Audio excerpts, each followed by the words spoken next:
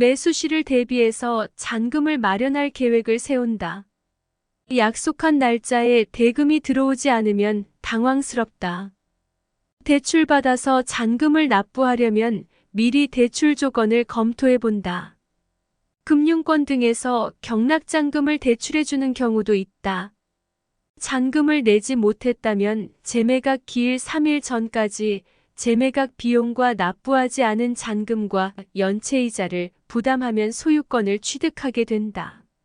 저희들이 이제 그 법원 경매 있지 않습니까? 이제 법원 경매에서 보면 여러분이 이제 낙찰을 받잖아요. 네. 그날 기분 굉장히 좋죠. 낙찰 받으신 다음에 보면 저희들이 보면 이제 한 3주 이내에 보면 이제 잔금 납부하라고 잔금 통지서가 오거든요. 납부 통지서가 오거든요. 그럼 저희들이 보면 이제 잔금을 납부해야 되는데 그걸 미리 이제 마련해 놓고 하는 게 굉장히 중요해요. 그래도 보면 당장 그죠? 돈을 갖다가 보면 내 통장에 있으면 제일 좋겠죠. 그렇지만 그렇지 않을 경우에도 있지 않습니까?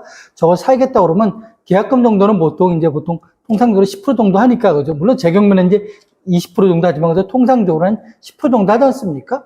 근데 계약금 마련하고 그다음에 보면 낙찰이 되면 한 3주 정도 시간이 있다 보니까 그 기간 내에 여러분이 보면 이제 잔금 납부 계획을 갖다가 미리 그죠? 세워 놓으셔야 돼요. 물론 더 중요한 건 보면 이제 경매 들어가기 전에 그죠? 이걸 낙찰이 되면 어떻게 했다는 건데 세우는 게 굉장히 중요하죠. 그래서 보면은 이런 것도 보면 이제 우리 보면 그 약속한 날짜 있지 않습니까? 보면 이제 보면 은행 금융기관이라든지 아니면 개인들한테 지인들한테 돈을 갖다 그죠? 빌리고 이제 대출하는 경우 있지 않습니까? 이런 날 이제 보면 돈이 들어오지 않으면 굉장히 좀 낭패스럽거든요. 물론 보면 이제 한 가지 다행스러운 경우는 이제 언제부터 언제까지니까 그죠? 그 날짜에 맞추면 되지만 그래도 보면 통상적으로 저희들이 보면 보통 사람들 돈을 언제까지 납부해서 그러면 그날부터 이제 내기 시작하지 않습니까? 그래서 미리 이제 준비해 놓는 게 굉장히 중요하죠. 그래서 보면 이제 지인들이나 이제 금융기관에서 대출 가지고 이런 거 갖다 미리 이제 조건을 갖다 해놓죠. 근데 만약에 돈이 들어오지 않는다 하면 굉장히 당황스럽죠. 그래서 사람이 그죠? 굉장히 당황스럽지 않습니까? 그래서 보면 이제 그런 것 같아요. 복수 있지 않습니까? 물론 3-4군데 하면 좋겠지만 그렇지 않으면 한 2군데 정도 이제 A 아니면 B 아니라든지 그죠?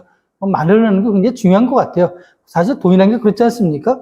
약속자로 다 이행이 안 될 수가 있지 않습니까? 그러니까 미리 마련하는 게 좋고요. 그 다음에 보면 이제 금융기관 특히 보면 이제 대출을 받는 경우 있지 않습니까? 이럴 경우는 이제 대출 조건 같은 경우 있잖아요. 이런 거 갖다가 검토해 보시는 게 좋아요. 왜? 대출을 받는데 보면 갚아야 되는 원금과 이자, 원금까지 갚아야 된다든지 그건 참 낭패죠. 그죠? 지금 그걸 또 다시 또 대출을 일으켜야 되지 않습니까? 그런 조건.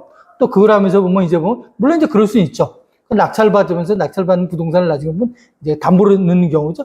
그런 경우라든지 어떤 조건을 갖다가 미리 한번 따져보는 것도 좋다.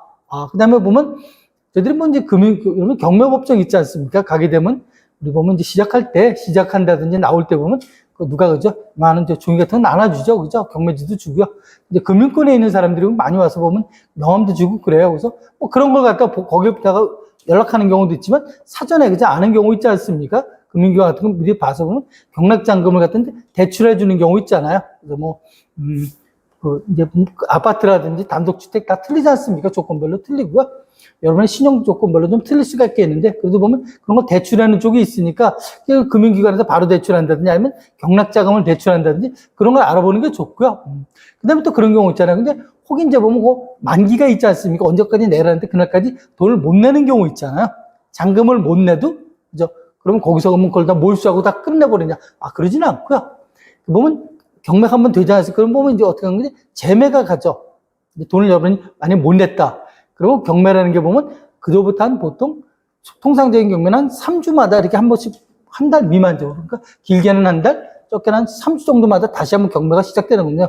다시 경매가 시작되는데 새로 만약에 유찰됐다가 잔금을 내지 못하지 않습니까? 그러면 그건 바로 다음 기회를 하지 않고요. 한 기회를 보통 건너뛰더라고요. 2길 정도 가는 거죠. 한 2달 정도 되겠죠, 길게는.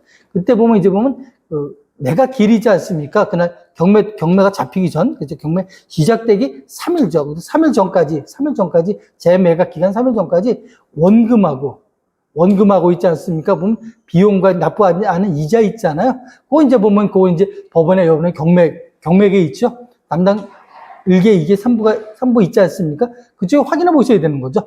확인해서 원금과 비용과 이자를 납부하게 되면 여러분이 그죠? 소유권을 취득한다 이거죠. 즉, 정리하면 그 날짜 지났다 그래도 우리 세금 내는 거 있지 않습니까? 그거는 가산세 바로 붙지 않습니까? 그렇지는 않고요. 그렇다고 해서 우리가 못하는 건 아니고 재매각 기간 3일 전까지 원금과 비용과 이자를 내면 취득할 수 있다. 그래서 정리하면은 경매를 했을 때 우리가 미리 있잖아요. 사전에 잔금 계획을 세우는 게 중요하고